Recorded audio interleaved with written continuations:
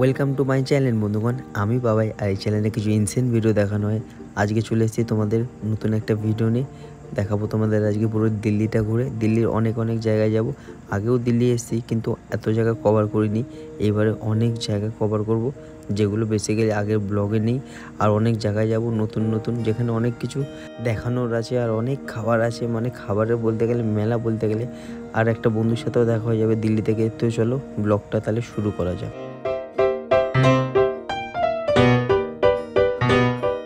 So আগের দিন পাঞ্জাব থেকে ট্রেনে উঠলাম, দিল্লিতে এসে নামলাম ভোর 5:30টায়। তারপরে হাতে টাইম ছিল তাই আমরা একটা ঘুরতে চলে যাই ভাবি। আমাদের ট্রেনে এসে একটা কুকুরে এসে দেখতে পাচ্ছ। তো ট্রেন থেকে নেমে চলে এসছে বন্ধুরা ইয়ামুনা ঘাটে। আগে তো এসেছি, দেখেছো তোমরা। আবার চলে এসছে আমার দাদা ছেড়ে ঘুরিনি বলে, তো ওদের ঘুরিয়ে দেবো। আর যারা দেখুন এই ব্লগে দেখে নিতে পারবো ইয়ামুনা ঘাটে সকালবেলায় ঠান্ডার সময় বহুত সিগাল আসে। তো দেখাবো, সাথে থাকো, মজা হবে।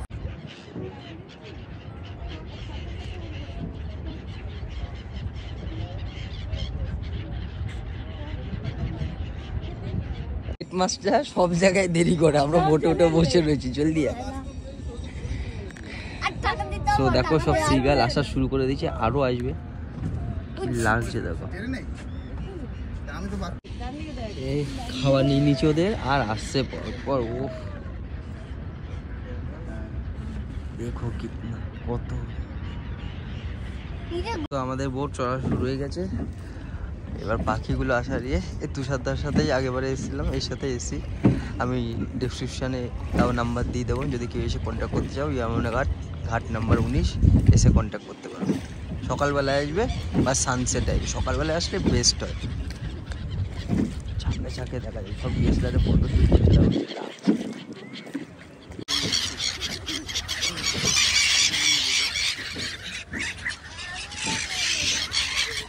এনে এনে এনে আমি দে দে দে দে এইটা একসাথে এসছে। আগেবারও কিন্তু আমরা এসেছি। আগে আমার যে ব্লগটা আছে দিল্লির, তোমরা যদি দেখে থাকো, আগ্রা আর বৃন্দাবন গেছিলাম, তখনও কিন্তু এই জায়গায় এসেছিলাম। কিন্তু এত পাখি আর এত সিগেল মানে ছিল না কিন্তু। আর আগেবারে হ্যাঁ তখন একটু বিকেল এসেছিলাম, এখন সন্ধ্যে মানে ভোর এসেছি পুরো 6টা 6:30টার সময়। দেখতে পাচ্ছ কত পাখি আর কি সুন্দর লাগছে, মানে লিটারালি তুমি ফিল করতে পারবে মানে কত হাজার মানে সবাই পাখি এখানে উঠছে।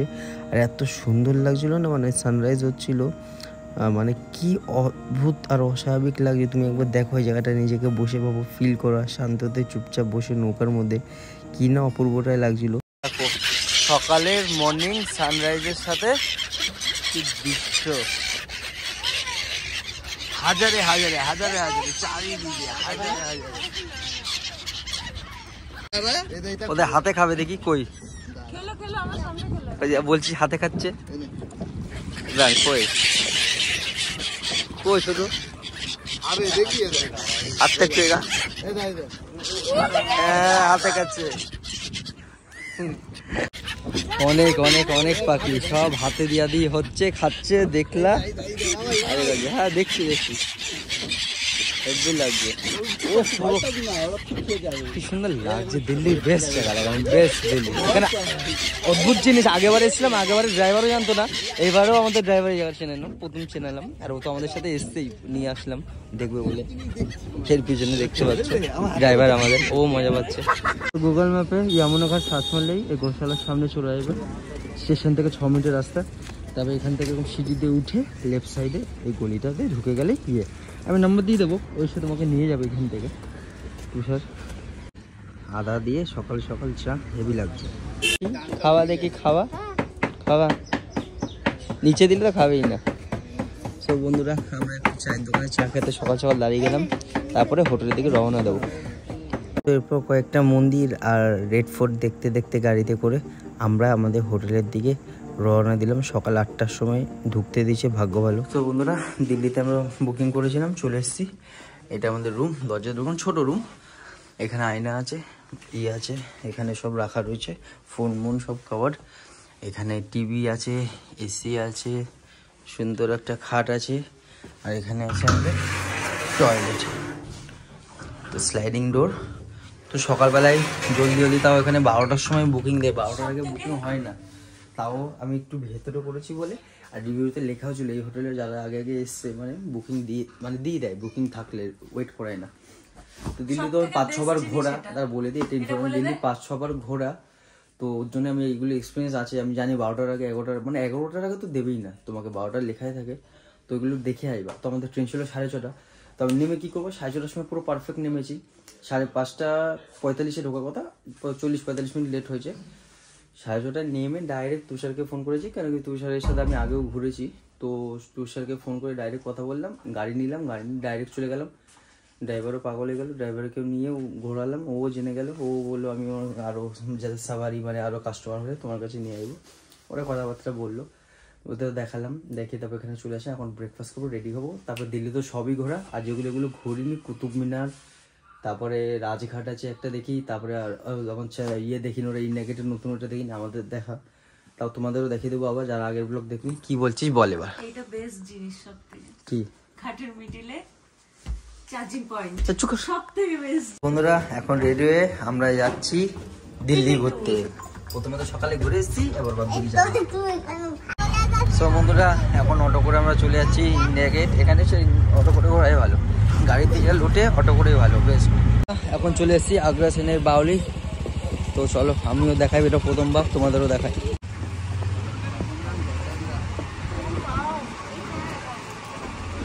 এটা আমি হেভি সুন্দর, হেভি ভিউ।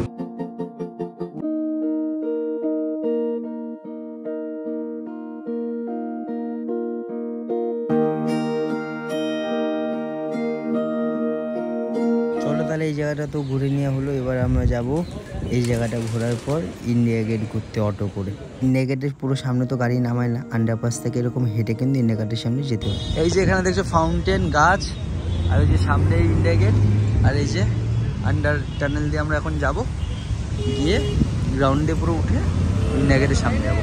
তো এখন ইন্ডিয়া গেটে যাবো, তারপরে আমরা কিন্তু কুতুব মিনার ঘুরে নেবো। তো আগে প্রথমে ইন্ডিয়া গেটটা ঘুরে দিই, তারপর কুতুব মিনারের দিকে আমরা রওনা দেবো। লাঞ্চও করবো মিডিলে।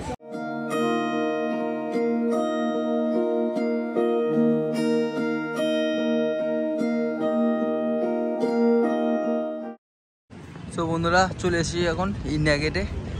আগেও ব্লগ অনেকবার দেখেছি, আবার এটা দেখিনি বলে একটু দেখাতে চলে আসলাম। আর আগে বললাম যারা দেখবেন গান্ধীজির মূর্তি সরে নেতাজি সুভাষচন্দ্র করা হয়েছে। চলো এটা তোমাদের দেখাবো, আর ইন্ডিয়া গেটটা দেখাবো, কত সুন্দর লাগে, লোকের ভিড় ভর্তি।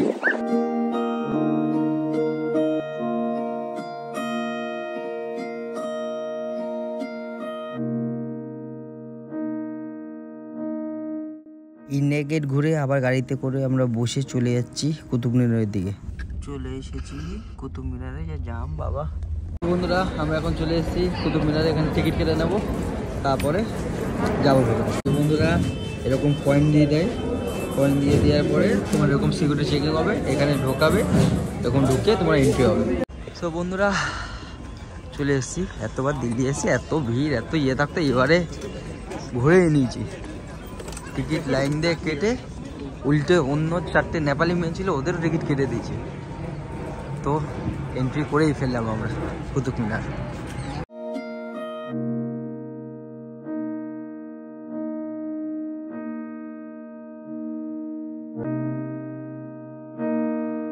এতদিন পর আসলাম, এত জাম কাটে, তারপর বৃষ্টি, ভাবো এই বৃষ্টির মধ্যেও। ঠিক আছে, জলদি জলদি দেখে নিতে হবে, তোমাদেরও দেখিয়ে দিই।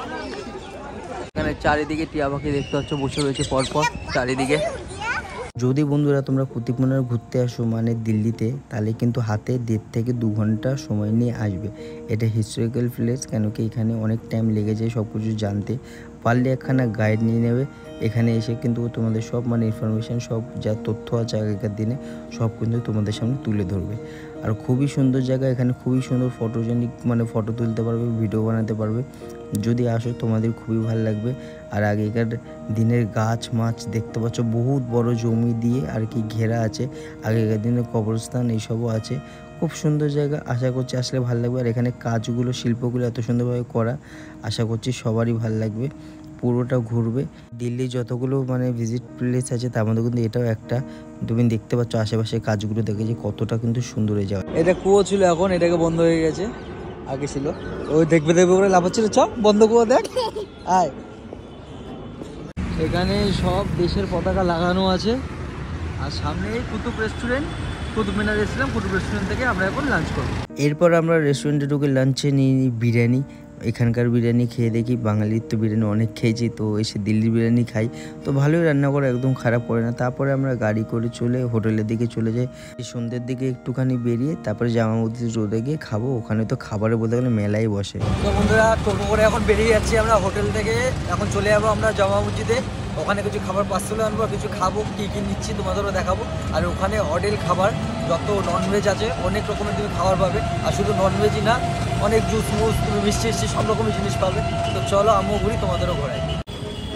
তো বন্ধুরা জামা মসজিদের সামনে চলে এসেছি। যা ভিড়, এই রাস্তায় যা ভিড়, মানে আমরা 3 কিলোমিটার রাস্তা 1 ঘন্টা এসেছি, তাহলে বুঝে নাও কি ভিড়। খাবো আর জীবন আসবো না, ফার্স্ট টাইম আর লাস্ট টাইম। কাকা বলছে এরকমই সারা জীবন এরকম থাকে, যে যার মতন যা ইচ্ছা করছে। আর এটাই হলো দিল্লি সেই বিখ্যাত জামা মসজিদ। দেখতে পাচ্ছ তোমরা, রাস্তা দেখো পেছনে কত ভিড়। তো এখানে আমার একটা বন্ধুকেও দেখে নিয়েছিলাম যে দিল্লিতেই কাজ করছে, আমাদের কলকাতায় থাকতো, তো ওর সাথেও আর কি মিট আপ হয়ে যায়। অনেক বছর পর বন্ধুর সাথে দেখা, ছোটবেলার, এখানে কাজ করে এখন এয়ারপোর্টে। পরে এখানে খাবার দেখো, এক একটা খাবার। এখানে ফ্রাই দেখো, বড় বড় গোটা মুরগি মানে আর কি ভেজে দিচ্ছে, মানে ফ্রাই করছে, কি লাগছে। কাবাব দেখো কাটছে, দেখছো, যেখানেই তাকাবো ওখানেই কিন্তু খাবারে খাবার। আর তন্দুরি কাবাব, মানে এখানে মানে মাটন চিকেন ভর্তি অডেল, তুমি যেরকম খাবে যেরকম প্রাইসে সব টাইপের এখানে কিন্তু খাবার তুমি পেয়ে যাবে।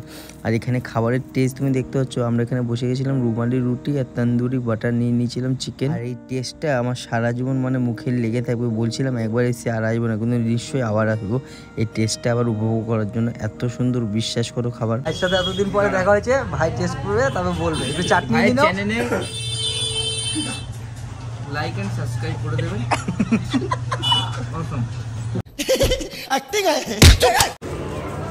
এই যে ভাইয়া বানাচ্ছে মহব্বত কা শরবত, ফটো তুলে নেব। এখানে এসেছি এখন মহব্বত কা শরবত খাবো।